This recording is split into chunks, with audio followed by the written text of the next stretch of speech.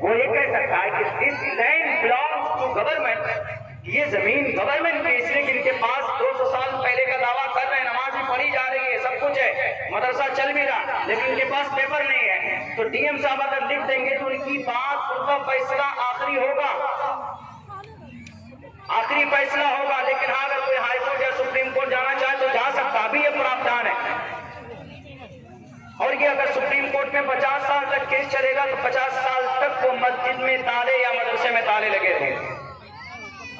یہ معاملہ ہے وقف مایوس کا، کہ وقف مایوس پراودھان کو ہی ہٹا دیا، پہلے جیسا تھا ویسا نہیں رہا، کہ پہلے اگر سروے کمشنر آتا تھا پیپر نہیں ہے لیکن 200 سال پڑھا جا رہا، کوئی بات نہیں، چلو وقف کی، لیکن اب اگر پیپر مانگا جائے گا، پیپر نہیں ہے تو اب اس کے اختیار میں ہے تو کہے گا کہ ٹھیک ہے کنٹینیو کرو وقف کی پراپرٹی۔ لیکن اگر وہ پیپر کے آدھار پہ کہے گا کہ نہیں پیپر تو ہے نہیں، 200 سال سے بھلے تم نماز پڑھو ہم نہیں مانتے، پیپر ہے دکھاؤ، پیپر نہیں ہے، اگر وہ چاہے گا تو اس کو ڈکلیئر کر سکتا۔ تو اسی لیے ہم لوگ لڑ رہے ہیں اس بات کے لیے، اور اس لیے نہیں لڑ رہے بلکہ آرٹیکل نمبر 26 میں لکھا ہے freedom to manage religious affairs. Article number 26 میں کئی سارے شرط ہیں، اس کے اندر لکھا ہوا ہے کہ مسلمان مائنورٹی کے لوگ اپنی اپنی زکوٰۃ صدقات خیرات کر سکتے ہیں، لوگوں کی مدد کر سکتے ہیں، اس سے تعمیری مسجد بنا سکتے ہیں، مدرسے بنا سکتے ہیں۔ اسی لیے جو ہمارے لوگ بول رہے ہیں، ہمارے اکابر کہتے ہیں کہ بھئی کئی ساری مسجدیں، کئی سارے مدارس اور کئی سارے قبرستان زد میں آ سکتا ہے۔ ڈی ایم صاحب سروے کریں گے، ان کے من میں آئے گا کہ نہیں نہیں یہ قبرستان کی زمین کہیں ایک بھی خبر نہیں ہے، بھلے کسی نے 50 سال پہلے زمین وقف کی ہو، this land belong to government, تو ان کو یہ بات ماننی پڑے کہ وہ زمین چلی جائے گی۔ اسی لیے ہم کو لگتا ہے کہ ایسا ہوگا،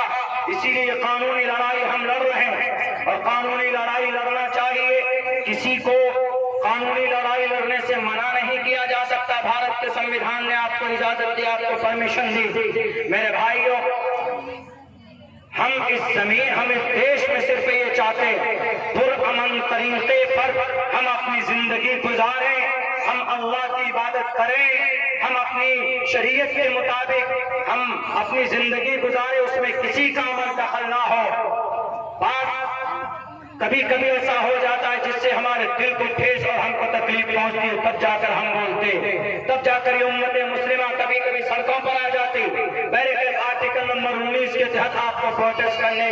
کا اختیار ہے، اس کا وہ ہے، آپ کو اجازت ہے، آ سکتے ہیں۔ لیکن مسلمانوں یہ بات تو ایک طرف اس طرح کے مسائل ہے، لیکن کیوں